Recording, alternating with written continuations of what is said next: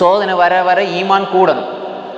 சோதனை வர வர الذين قال لهم الناس إن الناس قد جمعوا لكم فاخشوهم فزادهم إيمانا وقالوا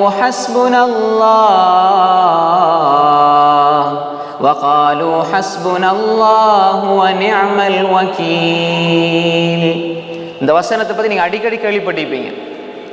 மக்கள் எல்லாம் படையாக திரண்டு முஸ்லிம்களுக்கு எதிராக வந்த பொழுது அந்த படையை பார்த்த உடனே பயப்பட இல்லை, அவங்களோட ஈமான் கூடிருச்சு.